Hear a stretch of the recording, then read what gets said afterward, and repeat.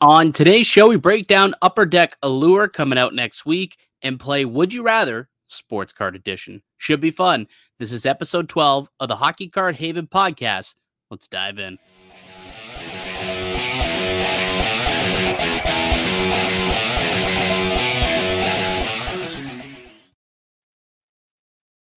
Hello and welcome into the Hockey Card Haven podcast with Mike Distefano and Anthony Santini, here to dive deep into the world of hockey card collecting, flipping, and investing. What's going on, Anth? How you feeling today?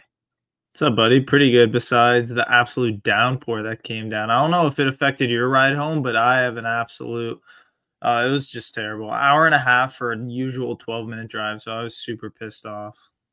That's pretty egregious. That one does sound pretty ridiculous. Yeah, I mean, the DVP in Toronto was flooded, and so I had to find an alternative route home. So I had to basically go through the city and get from Scarborough to downtown, which usually, if there's no traffic, it's about a 20-25 commute to an hour 20. So yeah, I would say that yeah, there was a little bit of a hold up getting from monstrous monsoon that we had in the city of Toronto. So hopefully everybody was safe and you know, it didn't rain on their parade. Hopefully that is the case. All right. Going to be an interesting show today. We're going to take a look at a new product that's coming out next week, Allure, which is a really fun product. I think it's one of the more slept on products in the market out there. I mean, it's definitely a product that has a lot of shine to it. There's a lot of color to it. It's a big insert slash parallel product. But it's really cool, and it's got a lot of, I guess, aesthetically pleasing qualities to it. So we're going to do a bit of a rundown. We're going to do a preview of what to expect in Allure. Comes out next week, July 24th. So that's what, next Wednesday, I believe, is the release date. The day after the AB Cards trade show. Ooh. Trade nights, which is going to be happening in St. Catharines. So if anyone can make it out there, make sure that you do. So we're going to review that. We're going to play a fun little game too. Basically, it's a this or that. It's a would you rather, but sports card edition. So you and I are going to pit each other against two options, and we got to pick which one we would rather have, whether it's from a collecting perspective, from an investment perspective. Should be a lot of fun. I'm excited for that. And then, as always, bunch of news in the hobby. PWCC officially converging into Fanatics Collect. So we'll talk a little bit about that and how that might affect the market later on. And as always, got some show and tell, some pickups. Both you and I were at a card show together over the weekend, and you were set up doing some buying, selling, and trading. So we'll kind of take a look at how we did on the weekend and get your overall thoughts on the show as a whole. But let's start with what we plan on kind of talking about for the bulk of the day: the Allure product review. Are you a fan of Allure? Like, what's your general thoughts on it? I know you're not a big ripper. Like, you're not necessarily going to run out and buy to rip, but when you are, at a card show and you see Allure sitting there compared to some other cards, like, do you like the look of them usually? Like, thought on Allure? I've always found Allure to be like a cheaper, younger brother of like a Future Watch, kind of similar to Prism for people that collect football, where you have like cool colors, cool sticker autos, all kind of different options for rookie cards. It's a little bit all over the place for me. You know me, I just kind of like the Future Watches, Future Watch patch autos, the young guns variations. I like to keep it simple, but I actually picked up a pretty cool Allure rookie card this weekend, and I want to pull it out to show you just kind of like what Allure has to offer. So this right here is a Jake Ottinger out of 299 red rainbow auto from 2020-21, and it's a little bit dark. I need to get some light here. And this is kind of what you're going to get from Allure when you open up this here: an aesthetic, great look to the card, very vibrant color. The only downside is, usually there's not the on-card autos, which we see with many high-end products from Upper Deck. But if you're a collector that likes to collect numbered cards, rookie cards that are very vibrant, good looking, I mean, Allure is definitely your set. I mean, I remember I picked up a big collection at the show, and within that was a near complete set. You know what? I'll hold off on showing it. I'll get to it when we get to the point, because we're gonna take a look at the checklist, and one of the big things that people collect are the Allure rainbows, right? Like people like Yeah. to take a look at the rainbows and the color waves that they have there. So we'll get into it. But why don't we start things off here with Upper Deck Allure? So, pretty much you're looking at a hobby box is going to run you about a 189.99 a box is pretty well what I'm seeing standard across online at a lot of these retailers. So 189.99 a box. You're getting 9 packs in a box, 8 cards per pack, and you should be expecting 8 of those color flow cards, which is, kind of the Allure rainbows that you're looking for. You can expect 8 of the black rainbow, red rainbow, or orange slice parallels. And then you should be expecting 2 additional serial numbered cards, or quote, rare cards, as they say. And then 8 additional rookie cards as well. And then you will get 5 of the inserts, which is either going to be a bar down, a golden goalies, an iced breakaway, lumber masters, or polished pros. And then you will get 1 hit, the box hit, which is either an autograph card, a 16-bit insert card, or a De Bloons insert card. And these are kind of what the chase is: the 16 bits, the De Bloons, and then obviously the autographs and, these Allure rainbows as well. So why don't we dig into what this bad boy is all about? I can pull up, because Beckett does a tremendous job. If anyone's wondering where is the best place to find checklists, and so you can take a look at the checklist yourself and find out, what exactly is in each and every set. A really good resource that I like to use is Beckett online. So I'm just going to pull it up here for those who are watching on YouTube. By the way, we're now on Spotify. So we finally did go audio as well. So if you're watching this on YouTube and you want to make sure that you watch us on the go, we are on Spotify as well now. So you can search that up wherever, or on Spotify, I suppose. So here's the checklist overview of what to expect inside of Allure. So it's a 150 card base set. It's got 100 veterans and 50 rookies, and you'll get about one per pack. That you're going to get 1 rookie per pack, pretty much. And this is the pack breakdown of what you're going to get. So the black rainbows are 1 in 3 packs, rookies are 1 in 5, red rainbows 1 in 6, so on and so forth. And then you've got parallels all the way down from out of 199, 99, 35, purple diamonds out of 10. And they've got a golden treasures 1 of 1 of every single card of the base set. And actually, I think every single has a golden treasures 1 of 1, now that I think about it. And obviously the 1 of 1 printing plates as well. And some of them will also have autographed variations. Rainbow autographs, blue line autographs that are auto to 35.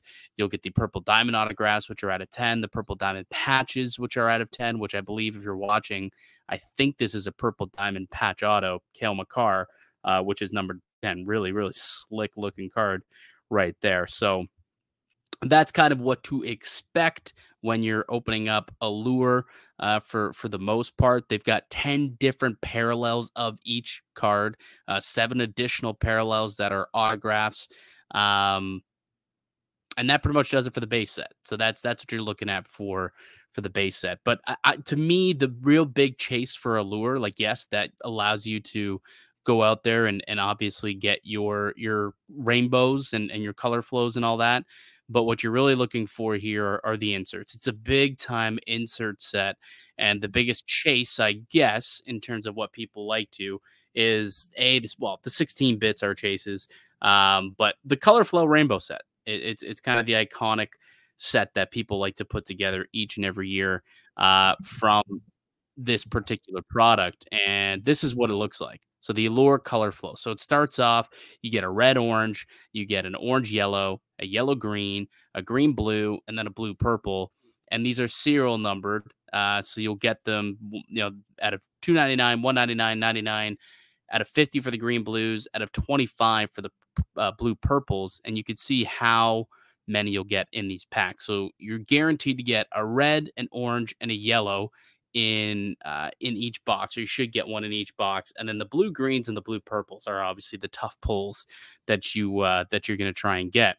But this is what the big chase is. Like, people love to put together these color flows, these Allure rainbow color flows. Like, I don't know if you are a big fan of what these look like, but I always think that they're pretty cool.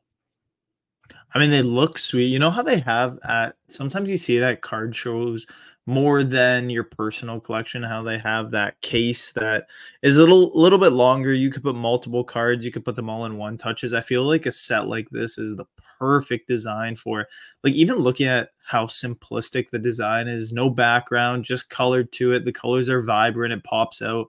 This is the perfect example of what Allure is all about. And this color flow, like you said, one of the most sought after parallels, is even better this year than we've seen in years past. So for me, I've never collected it personally or tried to chase, that rainbow, but I think this year, if I end up ripping some boxes, I'll definitely try and do that, because that looks great to me. So this is like what one kind of looks like. Do I have this in the right area? No, I have these switched. Should be like this. So this is kind of like what it looks like. So you can see how the colors blend into each other, right? The red, orange into the orange, yellow, into the yellow, green, and then into the green, blue. Now I'm missing the blue, purple, which I will get at some point, but that's, an Austin Matthews one, and that's what they kind of look like. And they look really cool. I think if you put them side by side, like, even, like you said, you could put them in a one touch, you could put them even in a top loader, it looks fine. And if you put them, you get 5 of those little stand things, and you put them up on your dresser, and you just put them right next to each other, and you just watch the colors flow into each other, hence the name color flow. I think they're really cool. It's a really cool set to chase. So if you got a PC player, whether you're an Austin Matthews fan, a Connor McDavid fan, Conor Bard obviously has a big time chase right now, and the color flow will be out there for people to try and put that set together. And there's only 25 of like the final one, right? The blue purple. So only 25 people are going to be able to put together the full set. So in terms of scarcity, that's another reason why these, I think, are really cool. Because if there's, and think about some of the big players that are out there, right? The Matthews, the McDavids, there's more than 25 people who PC these people, but only 25 people are going to be able to put together the full color wheel with the autograph. So that's another thing to kind of consider here. Is there's a big chase, and it makes it a really big collector's chase.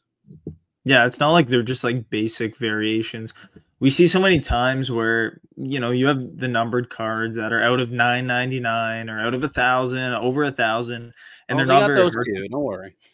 I know, but it's not very hard to pull, So to see a set that finally is, tough to complete, and like you said, you have all the other colors besides I believe it was blue, purple is the hardest to get out of 25, correct? Yes. And you personally are missing that, so that just goes to show, and someone that is collecting it, such a sought after player like Austin Matthews, it's going to be tough to get. And I don't know, do you have the list of who exactly is available this year for the color flow? I do. I'm going to have to scroll down to the bottom of the list here and find out who exactly is in the color flow, but I'd imagine pretty well all of them are going to be available in the color flow, if I would imagine. How many different players are there? Sorry, not all of them. I lied. There's 33 technically players that are part of the color flow this year. So McDavid is. Matthew Nyes of the Toronto Maple Leafs is part of the color flow. You also will have Fantilli as another big-time rookie chase. Laffy is out there. Wyatt Johnston is another player that's available in this checklist. Conor Bard, obviously. Sidney Crosby, Brad Marchand. Who else is out here? Matthews, Draisaitl, Luke Hughes, another big-time rookie chase. Jeremy Swayman, your boy, is an option here as well. So there are quite a few players that will be available for for people to collect in this color flow checklist. Yeah, I mean, I like how you noted Swayman too, because I feel like Swayman doesn't get that hobby recognition. Like, you don't see a lot of Swayman short printed cards, or even just random patch autos coming from sets. It's just kind of like his rookie cards, the standard ones, right? Like the young guns, the future watches, and then everything else goes unforeseen. So after his big year last year, it's nice to see that they're giving him some recognition because, dude, he's a top 3 goalie, I want to call it. I mean, I'm going to toss a little bit of money that's win the strong, brother. That is so strong. I would say he's top 3 for sure. Who else would be the top 3? Chesty's goalie? in there. We know that. In the goalies. league? Yeah. You don't think that you think Swayman's a better goalie than Andrei Vasilevsky? I mean, he proved it last year, no? In what way? I think Swayman's a way better goalie than Vasi, considering how they played last year. Swayman was lights out against the Leafs. I think Swayman was the reason that they beat the Leafs. And I know I'm wearing a Leafs hat right now, and it's only because I'm a Matthews fan, but I think, like, without a doubt, Swayman's a top 3 goalie in this league. He's better than Sorokin. That is so wrong. That is so wrong. First of all, Connor Hellebuck. Okay, Helly had a good year. He had a good year. Okay. Good year. He's had a good career. He's had a great career. We're talking about the guy who's he's been a 1A, 1B. He's been in a tandem his entire career. You tell me, I've only heard 2 names so far. Oh my God, I've got a list of names for you. I mean, I personally think that Thatcher Demko is a better goaltender than Jeremy Swayman. That's kind of a hot take, though. That's not a hot take at all. Go on. Let us know in the comment section. Where does Jeremy Swayman rank in terms of the goaltenders in the NHL? Anthony thinks he's a top 3 goalie in the league, which is the hottest take that he's ever brought to the show. That's absurd.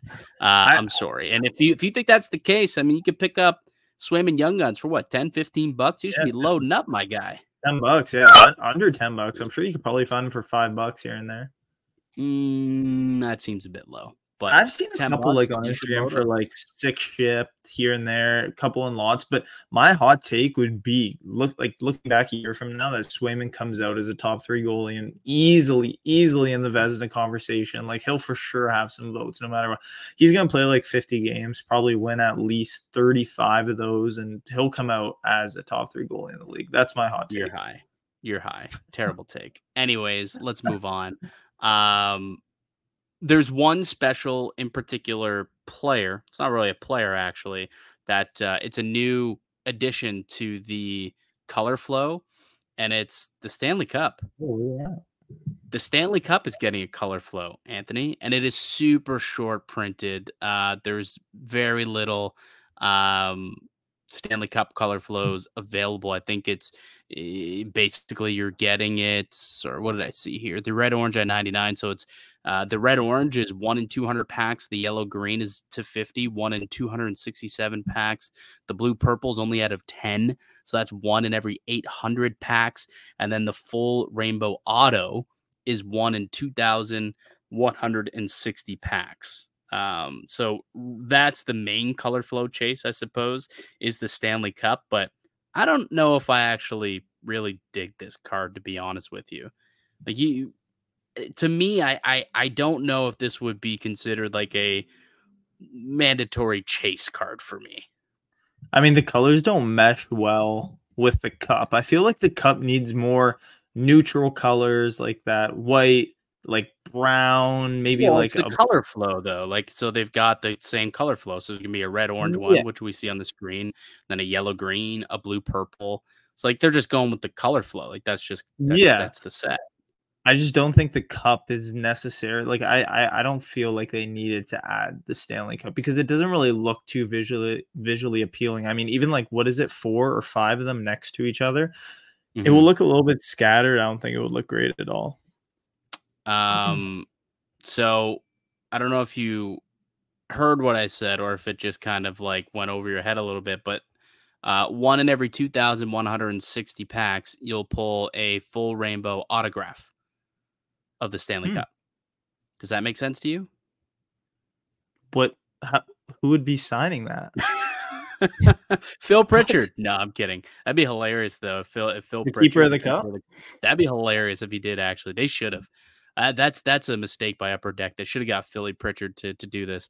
No, so the checklist, there's 6 different cards, 6 different players on the checklist, and it's not it's really not an enticing checklist. I'll be honest with you.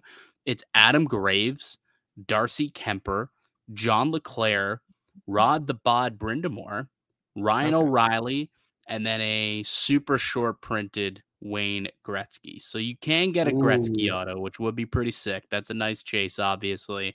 But like Graves, Kemper, LeClaire, like sorry, that's not gonna do it for me, to be quite honest with you. The Gretzky would be sick, obviously, but I don't know. I think this was maybe like when they were sitting there and at Upper Deck in their headquarters and they're going through, all right, what can we add to Allure this year to make it a little different? And someone came up with this idea. I just don't know if it's gonna land as well as they thought it was going to when they drew it up in the boardroom. I mean, maybe if it was like a auto, you know how Upper Deck does with their flagship products, that day with the cup variation? Yeah. Something like that, I feel like would mix well with a player signing that, even if it's a sticker or an on card autograph. This is just pretty random to me. Like, I don't even think you'd be able to see exactly, like I would not be able to recognize who I mean, even Rob Brindamore, right? A great player, played for Carolina for won cups, all this stuff. Great player in the modern day too, coaching the Carolina Hurricanes currently. And even still, if I were to look at a card like that and I didn't read the back or anything, I would not recognize his auto. And I feel like a lot of people in the hobby would do the same thing too. So for me, if I would want to see it, it would have to be something with like a day with the cup. It would kind of feel like a Leaf product. No? Yeah.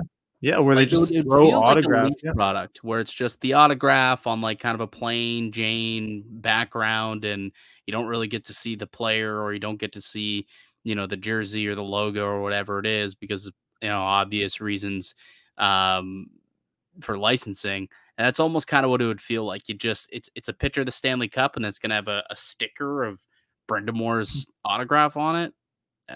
It kind of is bizarre and does in a way, unless it's a picture, which I don't know if it is or not. Obviously, the product hasn't come out yet, but it would be kind of cool actually if it was a color flow, but it was images of those players specifically hoisting the Stanley Cup.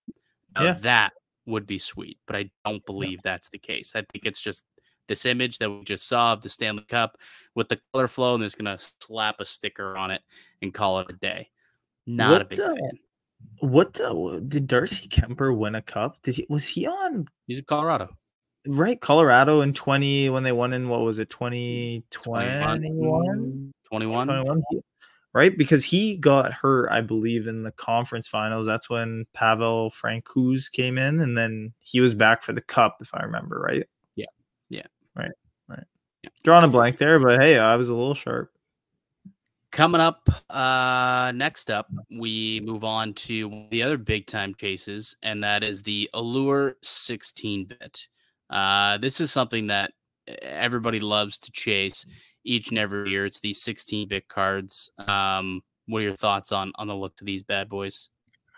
I mean, they look great. I've never really been the one to chase it too much. Like, I've seen them around at shows, and I just feel like they don't really hold the value that people hold it to. Like, I've seen Ovechkin ones you go for up to $1,500 people have asked for, which I've always found a little bit, outrageous. I get it. It's the chase card. It's the case hit. It's what you're going after from I believe it's case hit, correct? One in every 576 hobby packs. That'd be more than case hit. Yeah, more than a that. case hit. So Yeah. I've seen them around. Let me do the quick math. Do you have one? Oh, I thought you were gonna pull one up. I personally don't. There's 18 boxes in a Yeah. case. 18 times, was there 9 packs? 18 times 9 would be 162 packs. So divide that by, was this 576? 76. So 576 divided by, I forgot the number that I just gave, but roughly 4 cases, 4 cases, I guess, is where you would get a 16-bit. That's crazy. So it's very short printed. Now, the thing is, they're less short printed than they used to be, though. So last year, I went and took a look at the checklist, and because I remember they used to be really short printed. I thought 576 packs. That doesn't seem. It seemed like it used to be more, and I was right.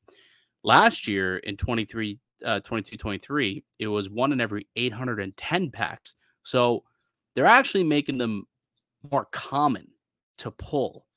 And I'm not sure I love that because one of the things that people like about it is that it's a chase and that it's there's low supply, like it's hard to get. It's an actual chase. So when you come across one and it's your favorite player, let's say it's an Austin Matthews, there's not many of them out there. But if you Yeah. start to water it down a little bit with always having a Matthews or a McDavid or an OV every single year, which is sometimes the case. I think it's the third year in a row David's been in his checklist. But also now you're making them easier to hit. Like now you can get it in 576 packs as opposed to 810 packs. That's not what you love to see. I mean, even the fact that you see so many, I believe the checklist was pretty broad. Like I've seen some, if I want to say random players pop up on such a rare card like this, like we've seen Miro Heiskanen, I believe it was 2 years ago. He was a 16 bit. I remember seeing that in a show. And although he might be one of the bigger defensemen in the NHL, he's not really the hobby sweetheart. And we've had that conversation so many times where, there's a good player in the hobby, or sorry, in the NHL, but their hobby price doesn't correlate to their impact on the ice. And pulling a Miro Heiskanen for such a rare card would kind of have me on the edge of my seat, considering what 4 cases you would need to just get one. So yeah, I'm looking at the checklist now. I would say the most random player here is maybe Linus Olmark, Tage Thompson, even Tage too, like for Clayton a card. Keller. Yeah, like they're good players. Don't get me wrong. Top of their teams. I love Tage, love Keller too. Allmark, I used to love him. Former Bruin, going to Ottawa now. Top 3 goalie in the league for sure. No, just Swayman is. I'd say Allmark's top 30 though. Top 30 for sure.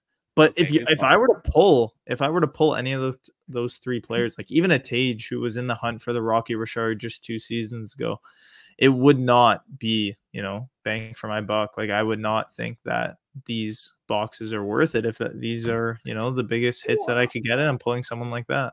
Well, I think you could still get like if you pull one, even if it's like one of the worser players, like I'm pretty sure you're still paying for the box. Like you mentioned the Heiskanen one. I checked to see what exactly the 16 bits sell for, and I actually did see a Heiskanen one for in the 300 range. So if you're paying 180 for the box, or 190, yes, let's call it $200 for the box, and these are selling in a range of 250 to 300 for like your big hit. At least you've made your box, and then you've got a bunch of other cards, right? Hopefully you've got some other stuff that's in there. So it's not like it's a complete waste. Like there's still, these cards are very much highly sought after, even the lesser players, that they still actually do hold a premium and hold a value. So I have a question for you. I don't know if you used to rip any Absolute Football. It was like those purple packs, I think they were. Would you say, or no, I believe it was the Kabooms. The Downtowns came from Optic. Yes. But would you compare the 16-bit in hockey to the Kaboom of the football collecting hobby world? Yeah, I mean, kind of. I think booms are certainly more appreciated by the hockey or the football and basketball collecting community. I think 16-bit is definitely more of an acquired taste, and the problem or the difference, I guess, is, and we talk about this all the time when it comes to the NHL and the hockey card hobby compared to baseball and basketball and football, is it's less speculative and it's driven far more by collectors than it is flippers and investors, unlike basketball and football. So right now, kind of the flavor of the month is kabooms and downtowns. Like that's just what people are flipping, right? So I think that that's what's creating the hype around this, around those products. Whereas this, I think, is more of a collector's piece than it is like one where people are going out there and trying to flip, because not everybody's going to want at this. Like just use this out and about at card shows. You don't really consider picking it up because there's not a large market for it. But it's like a Kaboom or a downtown, if you see a good price on it, you're probably going to pick it up because there's a large market for that type of stuff. So in the sense that they're both probably have similar pack odds, yes, the same chase rate, but they're just a little bit different in terms of what it means for the hobby. I think this is more of a collector's item, whereas the other two are definitely more of a, you know, a flipper's item, we'll call it. Yeah. Good comparison though.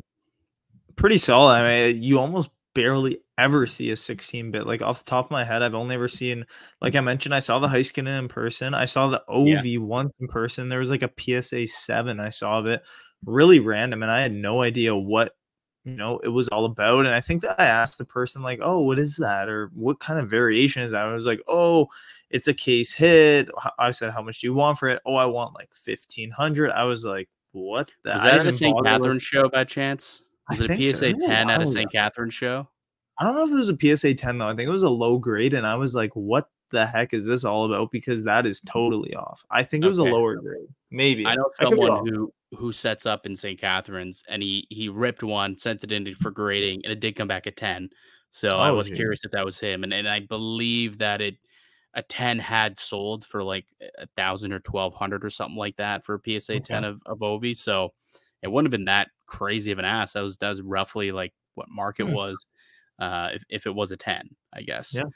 I mean, they are nice parallels. I think you said those were one of every 567. Is there any like better, odds for some variations that you could get? Yeah, I mean, there's for the 16 bits or just in general. Like for like the next up, is there any like next up variations that maybe are more manageable to get for the more common ripper if you're not ripping 4 cases looking for a 16-bit? Yeah, so like the next chase, I guess you could say that is more common, still not considered pack, but definitely is more of a case hit, would be the De Bloons. And here I'm just gonna put this up on the screen right now. So this is what the Allure De Bloons looks like. Yeah, it's like a gold card. So it's got some gold to it. It's got some shine to it. And you're looking at about one in every 108 packs. So there's 100 cards on this checklist compared to the 16-bit that only had 20 cards. So they're definitely more common. You're more likely to pull this as opposed to 16-bit, obviously. I guess like 5 times as likely would the math would check out there. Yeah. But yeah, so this is the Allure De Bloons, which is another big chase. A lot of people like to collect these, and they look really, really cool. You've got Conor Bard, who's going to be in this, obviously. Leo Carlson, Crosby, Ovechkin, Matthews is on the checklist. Matt Sundin is on the checklist too. That was an interesting veteran that I noticed was in the checklist here for the Allure De Bloons. So so this is another one of the big chases. So basically, in every hobby box, you're guaranteed to get either a 16-bit, an Allure, or an autograph of some kind. So depending on what the autograph is, the bigger hit usually is the 16-bit or the De Bloon, unless you can get a really sick auto or a patch auto of some kind, obviously. But those are the big hits. That's considered your hobby box hit, either a De Bloon, a 16-bit hit, or an auto of some kind. You're guaranteed one of those 3. Usually going to end up being an autograph, obviously, but these are the big chase cards in the series, in the set. I mean, I love the look of it too. I feel like the quality control of it might be a little bit tough just because it has like that gold border, but it looks exactly like, the 2023-2024 UD portraits, how they did like that. How can you describe it? Like the old time. Yeah. The portrait, the like it was the portrait English. Where the old, what's the word I'm looking for? Like royalty, a knight. Kinda. Yeah, royalty knight, like with the gold border and gold around. So I feel like that was kind of like the general idea when they came up with this one. But I love the card. I mean, that in a one touch of an Austin Matthews would go perfect on my side table. It would go really, really nice on there. But I'll say this too, grade wise, this probably isn't a card that grades well. Like just based on the gold edging and etching, and I don't think so. I don't know if it would grade too well. So keep that in mind if you do pull one. Maybe they're not the best to grade, but if you do have a 10 or you see a 10 or even a 9, like 9s could hold value in these doubloons, just because it might just be a little bit different in terms of the gem rates. Okay. So there's a couple more inserts that we can see here on Beckett. So this is what the iced breakaway insert looks like. These are pretty easy to find. You'll get one in every 7 packs, so you're guaranteed one iced breakaway in every single box. Is there any more? Yeah, the golden goalies. So you can also get a golden goalies, which are, what was the number here? One in every 11 packs. It's not guaranteed, I guess, to get a golden goalie in every box, but 1 in 11 packs, and then select amount of them will be autographed as well. And that is the number 1 goaltender in the league there, in Connor Hellebuck, arguably number 2, I suppose. Also, Shesterkin. I mean, come on, that's such a brutal take. Such a brutal take to sit there and say that Swayman's a top 3 goalie. He's not even top 5. He's barely cracking the top 10, probably. Oh my god, no, dude. You can't be saying he's barely cracking the top 10. That's actually ridiculous. I almost want to make this like a sub section of the episode, because that was actually a bad take. I guarantee you, he's guaranteed not 5. He's guaranteed not top 5. Guaranteed not top 5. Okay, no. I need you to like go on Google right now and search up like goaltenders in the league or live odds of the Vezina Trophy for next year. I just told you, literally. I'll tell you right now. You got Connor Hellebuck, you've got Andrei Vasilevsky, you've got Igor Shesterkin, you've got Thatcher Demko, and I still would put Ilya Sorokin ahead of Jeremy Swayman in terms of best goaltender in the world.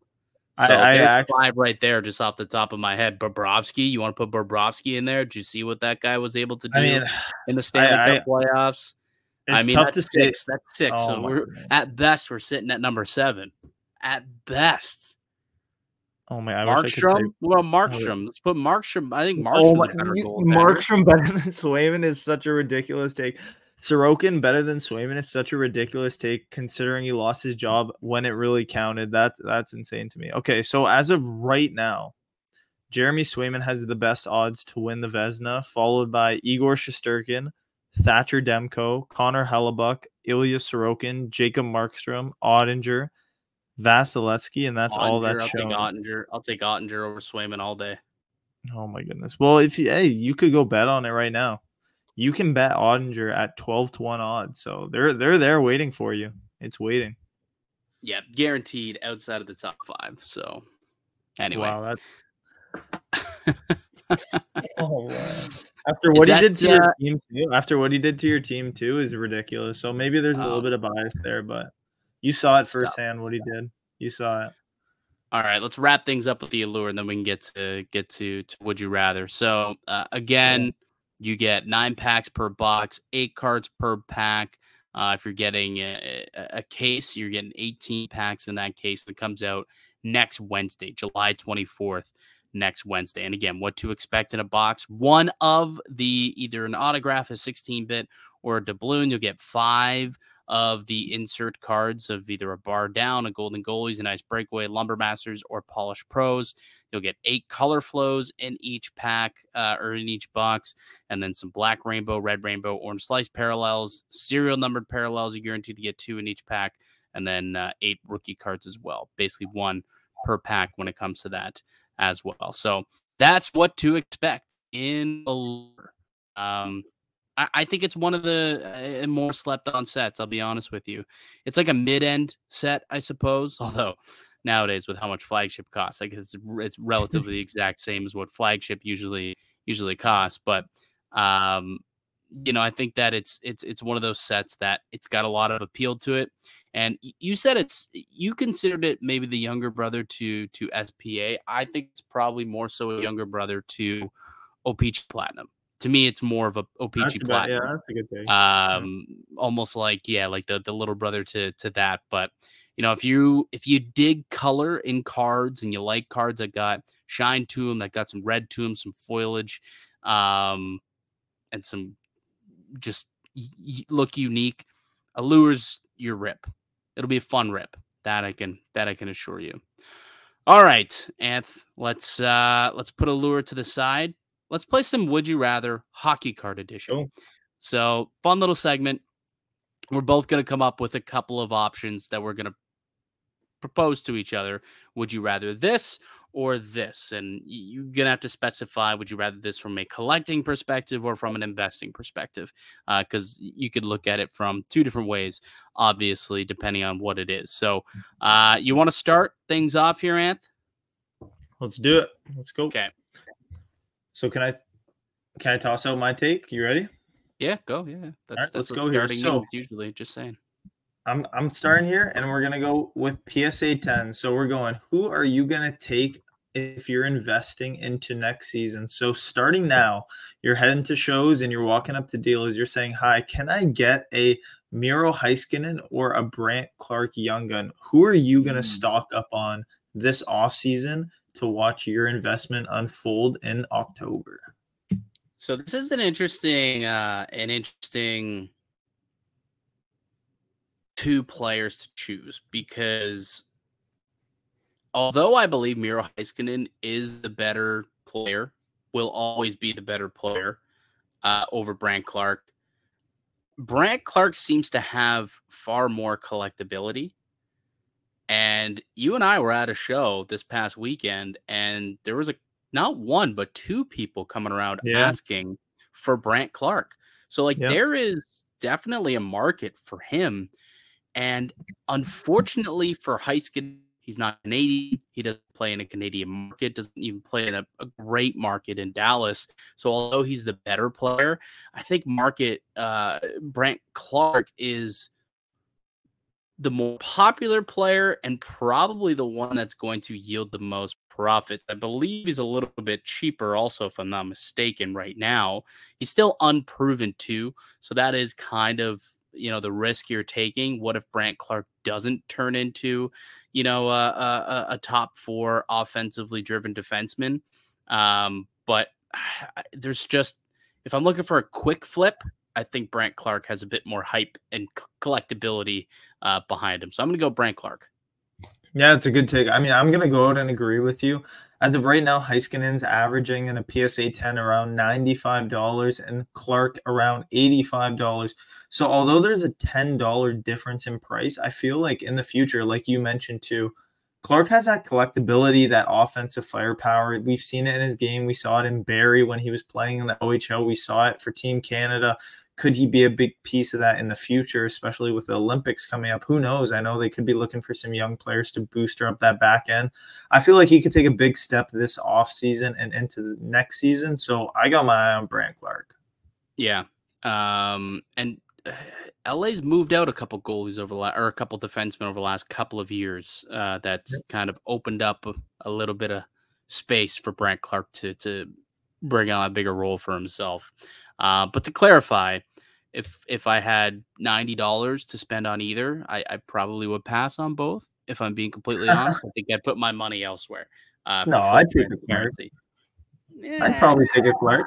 I think there's better buys. I think there's better buys than Brent Clark. Like Lucas Raymond, you can get for like $80 for a PSA 10. I'd rather buy a Lucas Raymond PSA 10 than Brent Clark. You could probably get a Raymond for like $60, honestly. For a 10? I don't know, on a 10. That seems a little cheap, but maybe 75, 70, but hey, I'll buy it anyway. I know that he had a good season last year, but last year going into the season that just occurred, he had a good end of the year. He had a good end of the year. So they're averaging around $80. Yeah. Wise. So is that what I said? Yeah, so you're pretty spot on. I feel like if you went to a show, maybe $60 would be a little bit of a stretch because it's already a 10. But like I was gonna say, last year at the Expo, they were going for $50. Like you could pick up 2 for $100, which was really cheap, like super cheap for him. That was like the bottom of his market. So if you're able to see it and snipe it at that price, congratulations, because you're looking forward to what is to come this season. I gotta find out where you're finding these cards. I was paying $70 a pop for them. I don't know where you got them at $50 a pop. Hey, we gotta talk. My buddy Nico, shout out Nico Fouquet, picked up 2 Lucas Raymond Young Guns PSA 10s and offered me them for $120 at the last expo. Not the one that just passed. The one in November, I guess. November. November. Okay, possibly. All right, my first one I'm going to throw it to you. Would you rather have a PSA 10 Conor Bedard or a PSA 10 Austin Matthews? I think the question is investment purposes. Investment purposes and to hold on to it, I'm going to go with Matthews. I feel like Bedard has that shine to him in the last year that's really put a bright spot on the hobby, not only for hockey collectors, but we've seen baseball, football, soccer, basketball collectors all have their eyes on Conor Bedard Young Guns. Like, you talk to a lot of them at the expo, at these shows, you see usual suspects collecting football and basketball that say, hey, do you have any Bedard Young Guns that I'm looking to grade?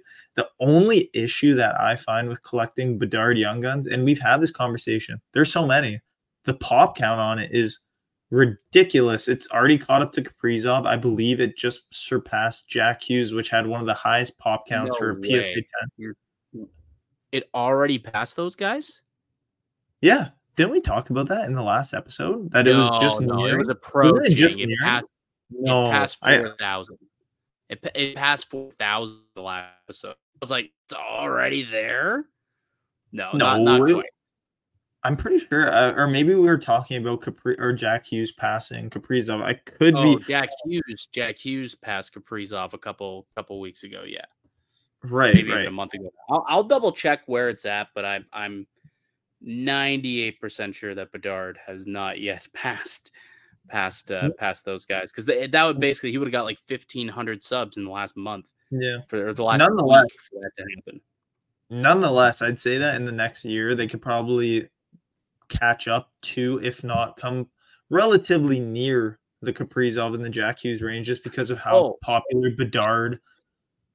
I agree. Don't get me wrong. I'm saying it will surpass it. Not even the next year. I mean, I think in the next expo in November, there will be more Conor Bedard graded PS gun and other PS hockey card in existence. I firmly, truly believe that will be the case as well. Just hasn't happened quite yet. Not quite yet. It's coming, but not yet. But it's coming. Either way, for me personally, I might be slightly biased because I'm a big Matthews fan. I'm going to go with the Matthews. I'd much rather have the PSA 10 Matthews.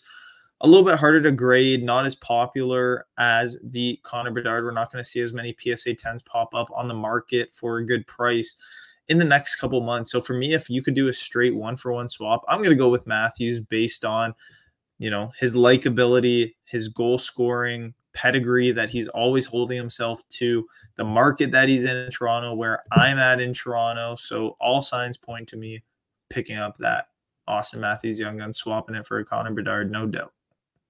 That's the right answer. That's 100% the right answer. I remember when the Bedard card first came out, I think anybody who was, I'm like, hey, you want to trade? I'll trade you this Bedard for your Matthews all day long. Yeah. But no one would do it. Yet Bedard was worth more money at the time. And I'm like, I don't care. I'll make that trade for you all day. Absolutely. Yeah. But no one was willing to do it. But you do have some people. I think it was Laffer, our boy Laffer, shout out, put out an Instagram reel just I think today or yesterday that he did make that trade. Right? Somebody wanted a PSA 10 Bedard, and he made that swap for a PSA 10 Austin Matthews. I think that's a sound and solid deal. I'd make that trade all day long. And Bedard not quite into Kaprizov and Jack Hughes status yet. He's at 43-36. He's still away from Kaprizov and Jack Hughes. Still about 1,000 or so away. And for that deal too, I think Laffer got $75 on top of that. So he got a Matthews and $75, which I think he made it like a bandit. It's a great deal. Well, I mean, if you look at the last two sales, Conor Bedard, I'm looking up, a PSA 10 Bedard sold for $1,133. Meanwhile, the last PSA 10 Matthews sale on bids was $909. So when you really look at it, I mean, you do kind of need to add a kicker if you're looking at true values and you've got the Bedard or you've got the Matthews and you're looking for a Bedard, like you're looking at what's that, $140 difference. So to kick in $75 to make up that in trade difference, If you're just looking purely on value, it makes sense. But obviously, Matthews is the play. 100% the play. Oh, easily. All right. What do you got next for me? So although you had a nice little question for me, 2 forwards, I'm going to switch it up a little bit. 2 popular players, best at their position. Who would you rather have? A Makar Young Guns PSA 10 or a Kucherov Young Guns PSA 10? Both around that similar $500 to $700 range in that PSA 10, but the Kucherov being a little bit more, $600 to $700, while the Makar around $500 to $650. Yeah, I'm certainly going to take the Kucherov. I'm going to go with Kucherov. And it has to do with 2 things. One, the pop count, I think, of Kucherov, like that year is quite low in terms of what his pop count is. I'm just going to double check and take a quick peek to see what it is. But those are tough to grade, if I'm not mistaken. And it's a pretty low gem rate. So Kucherov Young Guns right now. And that wasn't necessarily the case because Kale Makar is the same year as Jack Hughes. And Jack Hughes has an insanely high gem rate. So, Crazy. Those were kind of easy to grade. So for those reasons, combined, I'm definitely more likely to pick up a Nikita Kucherov Young Guns for sure.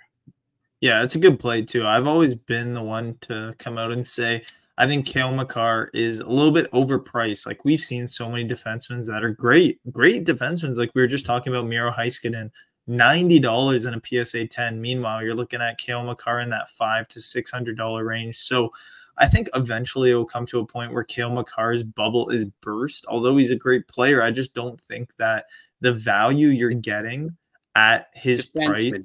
Defensemen never ever keep their values either. Yeah. Like, sadly, I know he's generational and he's different than everybody else, but I do think that eventually the market will fizzle a little bit on Kale Makar. So the difference in pop count.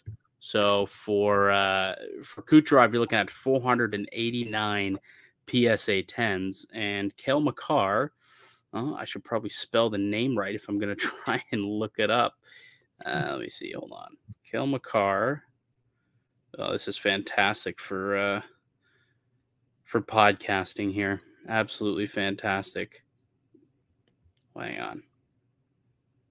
You got anything you want to say to add so there's no silence? I mean, I've tried to grade Kucherov Young Guns before. I think I've graded probably 5. I think I've come out with 2 10s, 2 9s, and 1 8. So they are relatively tough to grade. I think you were going to get into that. Yeah, they're tough to grade. So for instance, in 10 pop counts, so 489 on Kucherov, 2,705 on Kale Makar. So we're looking at a massive, like that's almost 8 times difference. This was 7x. Wow. 7 more PSA, 7 times more Makar gems out there than Kucherov. So yeah, I'll take the 100 assist man, 2-time Stanley Cup winner, MVP, goal scoring machine. I'll take Kuch for sure. All right, I'll give you one more here. I'll give you one more here. I want this is more hypothetical. So this one is collector based. So think about Anthony the Collector on this one. Would you prefer to have a sticker auto or a game used patch no auto of your favorite PC player?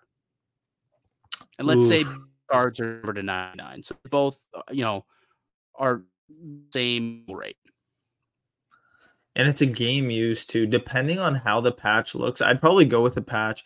I'm a sucker for like a nice looking patch card. Like I'm lucky enough, my PC favorite player growing up was Patrick Kane. So when you talk about patch cards of Patrick Kane, you've seen some real nice.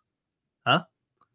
Lucky. I mean, that's an expensive PC player. So yeah, it's true. But at the expense of good cards. Like I've had some nice looking patches that I've had to sell off just because they hold their value and they look so nice. Like I'm talking like 5, 6 color patch cards because we know that Chicago Blackhawks logo is so sweet.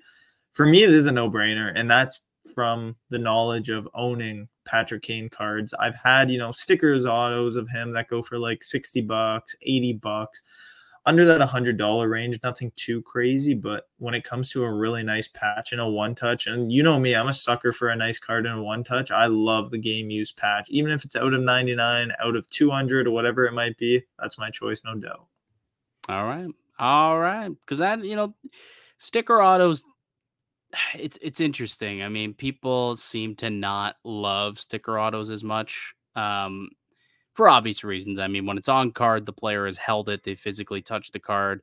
Sticker auto, it's, you've seen the videos of guys out there, and we'll talk about receiver in just a second. But if I'm not mistaken, there in the show, there's legitimately a scene of them just riffing autographs for like cards, and they're just like just quickly busting them out.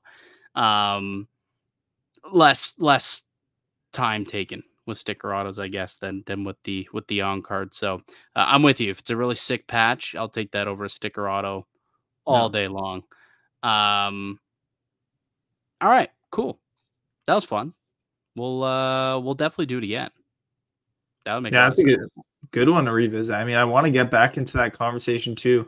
Maybe in December about Brent, Clark, and Heiskanen, because I feel like we might have made the wrong choice, but we'll see. We'll be optimistic with the young guy. Who made the wrong choice? I said Brent Clark. No, we both said Clark, but I feel like in the long run we might make the wrong choice because Heiskanen he might be on the brink of a Norris Trophy caliber season. So I'm waiting for that boom from him, but he just doesn't have that hobby love. So we'll see. We chose a young guy, and maybe that'll help us, but we'll see in December. We'll see. Time for some hobby news going on in the world. So like there's one piece of, I guess, like sports card news, which will impact hockey card collectors to an extent. PWCC, the auction house, officially kind of converging with Fanatics, or Fanatics bought them, I suppose. And PWCC is now officially, as of Tuesday, they've been rebranded, and it is now Fanatics Collect. So now Fanatics Collect is officially the new marketplace for PWCC. Fanatics has just taken over the sports card industry. Like they bought Topps, they bought now PWCC. They're looking like they've got the NFL rights going forward, next year, and we'll see if Panini can survive that. But there's always kind of been the question of whether or not Fanatics will ever go after the NHL rights. Like, does Upper Deck have kind of their eye on what's going on with Fanatics, you think? I mean, the game right now is all Fanatics. I think even this year they're introducing the new Fanatics jerseys. You've said they've taken over the game. They're doing it in the NHL, all new jerseys. They did it in the MLB. Do you remember like two and a half months ago when the season was first starting in spring training, when everyone was just absolutely clowning on the quality of the new jerseys? So although Fanatics is new to the game in some sort, I feel like this is going to be a good positive turn for the hobby because it's fresh. The new marketplace, the Fanatic marketplace, you can buy, you can sell on there. There's going to be a lot of options, and I feel like it's going to be a good refresher and kind of what the hobby needs right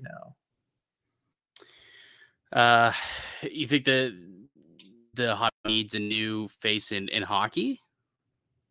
I wouldn't say for hockey in particular. I don't know how long Upper Deck can hold out, considering they've been in this game for so long, and Fanatics is just absolutely bulldozing every contract available to them right now. They're just taking over the sports game in general. I'm personally hoping that Upper Deck can maintain that relationship with the NHL rights because we personally love what Upper Deck does and all their products, and for years and years, they've just been great for the hobby. So Fanatics could be, the runner-up if anything's do change, but I'd hope that that's not anytime soon. I will say this. I do miss some of the old Panini products that they used to offer. Like, they used to do National Treasures. They had Dominion. Nice. Contenders was a really cool. Like, I remember ripping so much Contenders back in like 2013, 14, and you get like 6-way autographs, and There's just, Panini had a lot of really, really good stuff back in the day. Yeah, is that Dominion there? Yeah, so there's Panini Dominion, I think 2013. Riley Yeah. Smith. Look at that patch, man. Crazy. That's sick. Oh, yeah. I have all kinds too. I think I bought a collection in February. Look at that thing. Right. Right. Like, is it game used? Yeah, Is it game used. or player worn? Right. So, like, when Game there was used, yeah. competition, when it wasn't a monopoly, these companies had to say, "Hey, buy our products. Look how sick our cards are." Now it's been a monopoly for so long. I don't know. As much as I think Upper Deck's done a decent job, I would not hate if there was more competition in the market Really? as opposed to a monopoly. I mean, I think that it would make them have to fight for our dollars, and they would have to give us a better product. Like, Mhm. I just think that it would make things more competitive for the consumer. You don't think so? Yeah, competition's always good, but for me, I just feel like Upper Deck's been good. They have all their good products, the It's been cup, their fine. I flag. mean, let's be honest. Their quality control's been kind of brutal, and there's been zero accountability for it for many years here. And it's because there's no one else. Like, what are you gonna do? You gonna stop buying Yeah. our card? Probably not. Yeah, it's true. I mean, if Fanatics could come in the next 2 years and apply some pressure to that and, hold their thumb down, maybe it could make Upper Deck better in a whole. Maybe we could see some new products, cut down some of the products that don't sell as much, some better quality control, and overall that would be a bonus for the hobby. But for me, I like Upper Deck. I just don't want to see a change to the Young Gun. I feel like a Young Gun, No, I that mean, they'll still be there. Like, don't get me wrong. I'm not talking about getting rid of Upper Deck. I'm saying let's have two well, parties. if they lost the NHL rights, technically they would have to scrap the Young Gun design. Well, No, no, what I'm suggesting is we don't have exclusivity anymore. Like, okay, that's what I'm saying. Like, have two, like in 2013, you had both, right? yeah, 2013, 2012, like they both were there. And then yeah, Upper Deck got exclusive rights in starting, I think, 2014, 15. And they've had exclusive rights ever since. I'd like to look into that. Maybe we get into that. I want to look into the deal and see how long it was. Like, is that deal coming up? And if so, what could that possibly mean? yeah. Because I think that it would work better if there was no exclusive deals and there was two different people or two different companies, kind of battling for our dollars. I think that Yeah. it would promote things a lot better. That's just my opinion. Really quickly, so you've watched the new Netflix series Receiver, correct? Yep. So for those who are unaware, it's a new Netflix series, documentary series that they put out, and they cover a bunch of different wide receivers and tight ends, I guess, in the NFL. They covered them all last season, and it released about a week or so ago. I think And was it yesterday or I, no? Maybe I was just late to I the think it was a party. few days ago. Maybe it was over the weekend, like Friday or something. I'm curious though, like, have you had a chance to look in to see if these markets for these players have increased at all? Because I think that's the ultimate question that we all kind of have is there going to be any hobby bump for some of the baby faces of this series? And I'm curious if we've seen any. Nothing so far for any of the particular players. So players of note that I've noticed to be, maybe the faces of receiver and more, outspoken than others. George Kittle for sure. I mean, he's such a, you know, outgoing player, and you've seen over the past couple of years, he's just an absolute act around the camera, great guy, loves the camera, loves all the attention that comes to him. And I'd say that personally, he was the guy that I had the most attention to watching. And when you look at his market, I didn't see too much of an increase. But when you look at what's going to happen in the NHL when the NHL Amazon series comes out, I feel like some of these lower end players, if you want to call it, could see that bump when you see what their life is like behind the scenes. And I know we already talked about Swayman, but Swayman's going to be a player alongside the likes of Jack Eichel, and the other player was Gabriel Landeskog as well. So those were the three that I'm going to target in the NHL because although they don't have that hobby love, all three of them, I feel like when you get to know them, when you get to watch the behind the scenes and see just how good they are and what goes into making that, that could actually put a little spike to their hobby prices. Landeskog. You're going to chase some Landeskog? Is he going to be healthy next year? I mean, he could be. He's a wild card. He is supposed to be healthy in September. He was actually supposed to come back in the playoffs this year, I believe. He was skating with the team. There was rumors something was going on. Then he re-aggravated his injury. But, hey, captain of one of the best teams in the NHL, just won the Cup a couple years ago. His team won the Cup a couple years ago, and I definitely have my eye on him because I know I've seen a decrease in his prices in the past couple of years. Yeah, I mean, if he can come back and be the player he was, then for sure, I think you could take advantage. But I don't know. I'm going to be very interested in Landeskog's storyline throughout the series because they had watched these people last year and they took all the film, and this is all from last season, so you're going to watch it a year later of what happened. So it's going to be cool seeing McDavid and Tkachuk going head-to-head in the Cup final also. That's going to be awesome. Quinn Hughes, I think Nylander, obviously that's going to increase his popularity here in Toronto, I think, getting a little peek behind the scenes of what the day-to-day is for William Nylander. So, yeah, the NHL Amazon series is going to be dropping in a couple of months, which is similar to this Netflix receiver series, just the NHL version of it. And they'll be going through the day in the life of a lot of different NHLers, and you'll get a peek behind the curtain. So, I would say the difference between receiver and what I imagine the Amazon series is going to be, which is like, I'm not sure that there's going to be much investability in these players. Like, I don't know if we're going to see an uptick in a lot of these guys' markets because of the show. Maybe someone like Tkachuk or McDavid, but the rest of these guys, I don't know if I really see it, to be honest with you. And it's really just because there's no personality hockey. That's what sells the show, like receiver and like top swing and the F1 series. There's personality in those people, in Max Verstappen and in Lewis Hamilton. And there was personality there that really got people intrigued. Hockey's known for the dullest of dullest personalities.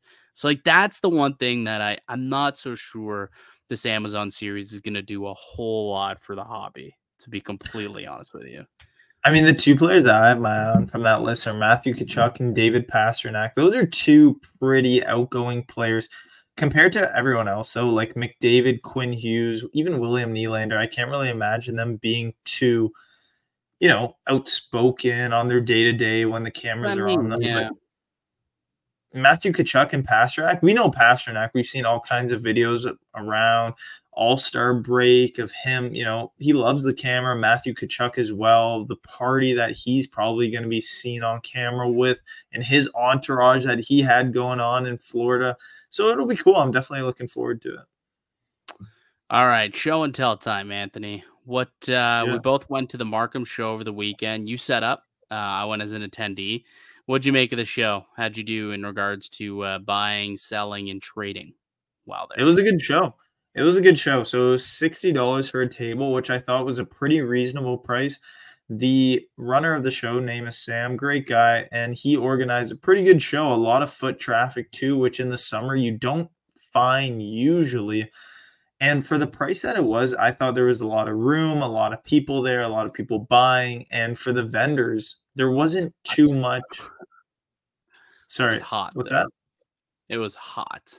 It was really hot in there. And in the summer, we've seen so many shows where that's an issue. So the only downside I'd say was, how sweaty it was in there and how hot it was. A little bit of AC would have really done the trick, but I picked up a couple decent cards. So I've picked out my 3 favorite. And aside from the show, the card that I showed last week, the Jamie Drysdale that I said was coming in the mail, finally showed up. So I was super hyped to get that in. But I picked up Drysdale fan. Picked up another one.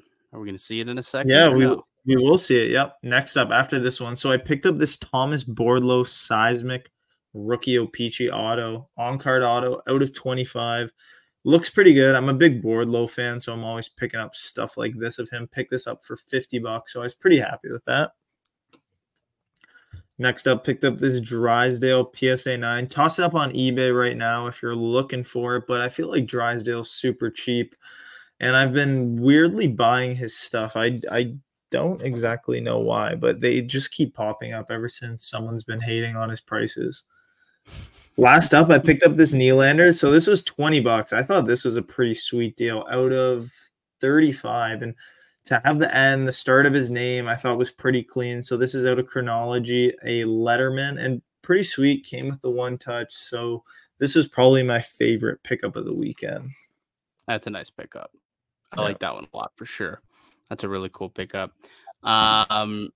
So these were my top pickups of the weekend. I'm just going to show them here on the YouTubes. Yeah, so this was here. I'll zoom in so you can see, I guess, these a little bit better. If this is gonna work, I'm not gonna zoom. There we go. Apparently that's the highest they're gonna zoom. Anyway, so an OPG Platinum of Nick Suzuki, and also an OPG Platinum of Carey Price. It's about the retro variation on card autos and like a red color match, which is super sick to get like a red color match with the Montreal Canadiens. And I mean, checks a lot of the boxes, right? You've got good players. You've got a future Hall of Famer in Carey Price, obviously. You've got the right team, the Montreal Canadiens, right market. The color match obviously helps. And OPG Platinum, which is a highly sought after set these days. People love the OPG Platinum set just because of the aesthetics, the eye appeal that it holds. And, you know, they got some shine to it. There's a little bit of like the silver shine to them when you're moving them around. So they're pretty solid pickups that I really liked. I did it like a cash and trade. So I traded a couple of young guns and some cash to land these two bad boys. And then these were two other pickups that I made. This we talked about this a few weeks ago.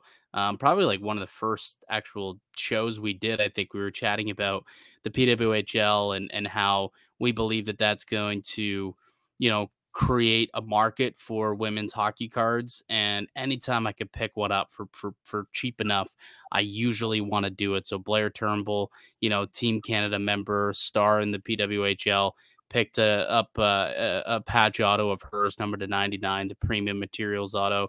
So I grabbed that for a good price. I was able to pick up this Jake Sanderson rookie autograph debut ticket access auto, number to 49 out of Credentials. You know that I love my Credentials, and you know, picking up another Jake Sanderson auto was something that I enjoyed doing. And this was a cool pickup. This one was a Jason Spezza. This is an exquisite collection material signature. So Jason Spezza patch auto from when he was with the Dallas Stars. It is used as well. 3 colors you could see right there: the green, the black, and the silver. And yeah, it's numbered 61 out of 135. Nice little autograph there of Spezza, which you don't typically see a lot of Spezza Dallas Stars stuff, I find. No, but Spets is a beauty. So able to pick that up at a decently cheap price, made that worth it. I'm sure there'll be a Spets fan out there that'll be interested in that one day, maybe at the trade show next Tuesday, next week at my trade show that I'm doing in Hamilton. But yeah, so those were kind of my big pickups. I had a bunch of also, you know, dollar bin finds. Bunch from you, actually. I went searching your dollar bin, found a bunch of good stuff. There's a lot from the dollar bin, some good pickups too. Too many to show, but some really good pickups. Yeah, some good pickups. And then there was another bin that I found that that had a terrific deal that I was able to pick up some more dollar bin cards. So I walked away with an empty wallet at this at this show. Let's just say that. But it was a good time. I enjoyed it. And, you know, it'd been the first show that we'd been to in a few weeks together. Yeah. So it was nice to attend it. Is there anything going on this weekend? I'm trying to think if anything's going on this weekend. I think there might be one. I don't believe Lee Side is the Lee Side show this weekend. I don't believe so. We can double check, but there shouldn't be a show. And I know even August is supposed to be pretty dead for shows. That was kind of my thought process when I went to the one last weekend, because usually I don't like going to the summer shows too much. So this weekend on Saturday, July 20th, there is the Evolution Sports Card Show. That's in Aurora. Sunday, the Box of Cards Sports Card Show in Aurora, and also Leaside in Toronto, Sunday, July 21st. Yeah, so you've got a pretty busy weekend of sports cards if you want it. In Toronto in the GTA, go to Evolution, or you go to the Box of Cards, the Leaside show. So there are a couple shows, and then right there, July 23rd, you'll see it on the calendar, the sports card calendar. St. Catharines Trade Night, hosted by AB Cards. If you're around, come enjoy. Have a really good time at Coup Falls Brewery in St. Catharines. I'm looking forward to it. That'll do it for our show today. Next week we'll talk National too, so that'll be next week's show. We'll kind of preview the National, which kicks off next week, July 24th. But that'll do it for us here today on the show. I'd like to thank you all for listening and supporting the podcast. You can find us on YouTube, and we are now also available on Spotify. So you can go find us on Spotify, Hockey Card Haven, for you on the go listeners. We'll be back next Wednesday with another episode of Hockey Card Haven podcast.